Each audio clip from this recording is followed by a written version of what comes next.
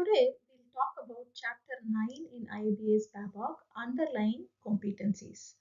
While this chapter is not emphasized as much as the other knowledge domain chapters from exam perspective, it is good for us to understand how to position or sell ourselves as a successful BA. Now, these are a collection of skill set or personality characteristics that will enable you to carry yourself as a strong candidate in BA space. And it's also good for you to know what makes a successful BA. If you look at this chapter, firstly, we will have analytical thinking and problem solving. As a matter of fact, PAs have a lot of thinking to do before and after requirement elicitation to make sure right solution recommendations are put forth to our business stakeholders. So, a lot of thinking skills like creative, conceptual, systems, and visual thinking would come a long way to exhibit your problem solving and decision making capabilities. Also, we need to have a continuous learning attitude, which is also highlighted here. The second section is behavioral characteristics. This is all your personal skills, including how trustworthy and honest you are, how adaptable you are, how accountable you are, and so forth. Then they talk about business skills. Very, very important. It is often taken lightly or not mentioned enough as much as it should be. But having a good domain knowledge boosts your confidence and helps to talk comfortably and ask the right questions to your stakeholders in all your stakeholder engagement activities.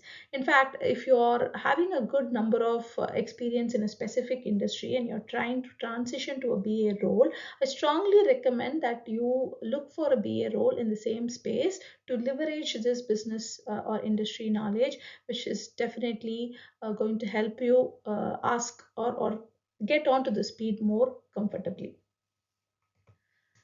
Then there is also this communication and interaction skills, and this keeps coming up, right? We keep repeating about this. BA role is all about listening and talking. So you may have to definitely have a good set of verbal, non-verbal communication skills. Your written and listening skills should also be good, and all these interaction capabilities like your facilitation, your teamwork, and how you influence people, how you are able to do a conflict resolution, all of that is also super important. Finally, the chapter closes us with tools and technology, and this could be very organization specific. Every organization would have a set of productivity tools. Say if you're using an agile framework, you could have Jira or Azure DevOps. You might have Confluence or SharePoint to collect all your artifacts. So things like that, and maybe you have GitHub, you have box or things like that. So it's important for you to have a good understanding of how to use these tools effectively also. Now let's take this whole package and try to understand it from a different angle. Oftentimes, I'm asked by beginner level BAs how they need to equip themselves, what kind of general skills and what kind of specialty skills they need to possess, and it has to be a right balance between these two.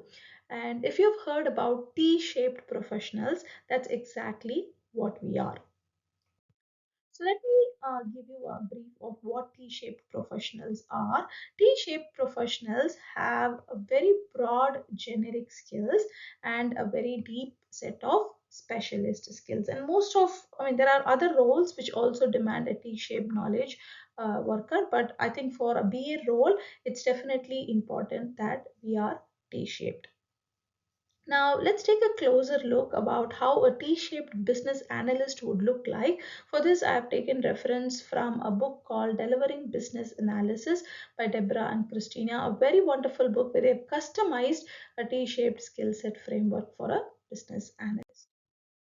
So if you see here, there are personal skills and business skills on the sleeping line, which is your set of general skills, right? So you need to have all this eight categories or eight qualities under personal skills: your assertiveness, your communication and facilitation, influencing skills, all your innovation, your presentation skills, relationship building, all of these comes under personal. And like we discussed before, your business domain understanding and general business or industry understanding also comes under the generic skills. And under the standing line or the vertical line, professional skills, there are a lot of things, right? And this could be an even bigger list depending upon the organization you are in and the engagement or the project that you are working on.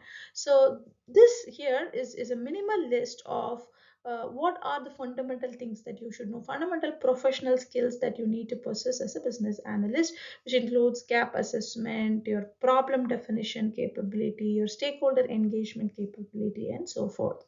Now, if you are getting onto an organization, you might actually build up a collection of professional skills that you might want to improve on or get ahead with. So if we have to compare this to the professional skills, right, or let's do a complete comparison. If we have to compare a T-shaped BA to the chapter 9 underlying competencies, so all the blue ones, right, the behavioral characteristics, the communication skills, and the interaction skills, they're all covered under the personal skills. Then the business knowledge directly maps to the business skills there. And all the professional skills here, though you have only two categories, analytical thinking and problem solving, and tools and technology, I would say the chapter 10, the techniques chapter, also kind of is packaged under professional skills, because you might pick and choose whatever you want to do to equip your role or to be successful in your role.